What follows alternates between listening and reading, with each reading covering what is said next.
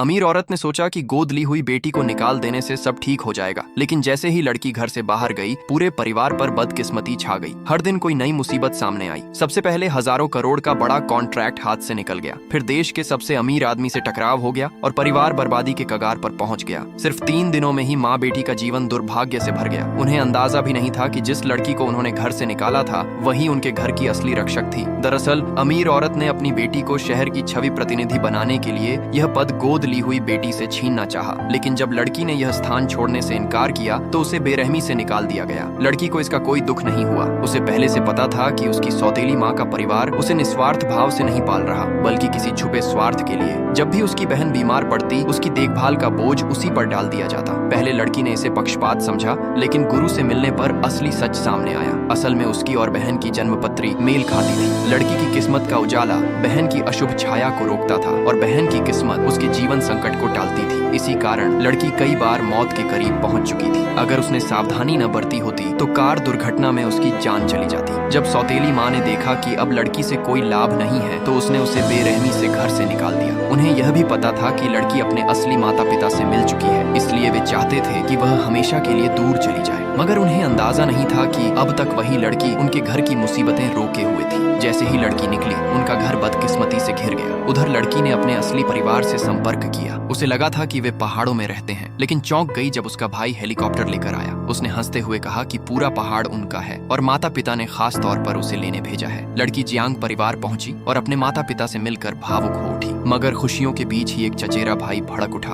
और बोला कि आते ही वह शुएशी का कमरा क्यों ले। असल में जब लड़की खो गई थी तब दादी ने माहौल शांत करने के लिए शुएशी को गोद लिया था और तब से उसे बेटी मान लिया गया था। शुएशी ने उदारता दिखाने का नाटक किया, लेकिन लड़की समझ गई कि असल वजह ईर्ष्या है। तभी पिता गुस्से में बोले कि क्या उनकी बेटी बहन कहलाने लायक भी नहीं। भाई जियांग हुई ने भी चेतावनी दी कि आगे से ऐसी बातें न हो। लड़की को तब पहली बार एहसास हुआ कि उसे अपना असली परिवार मिल गया है। कुछ देर बाद आंगन में उसे नौकरानी पर अजीब सी अशुभ ऊर्जा दिखाई दी। तभी उसकी सौतेली माँ और बहन वहाँ पहुँच गई। बहन ने ताना मारा कि शायद यही उसकी माँ है जो यहाँ काम करती है। सौतेली माँ ने भी आरोप लगाने शुरू किए, मगर भाई ने सख्ती से रोक दिया। थोड़ी देर में पिता भी पहुंचे और उनसे आने का कारण पूछा। सौतेली माँ ने कहा कि शहर की छवि प्रतिनिधि का अवसर उसकी बेटी का था, मगर किसी और को दे दिया गया। जब नाम पूछा गया तो जवाब मिला गुआन शूशू। ये सुनते ही पिता गरजे कि यह उनकी बेटी है और किसी बाहरी को हक नहीं कि आकर उनके घर में उसे गाली दे।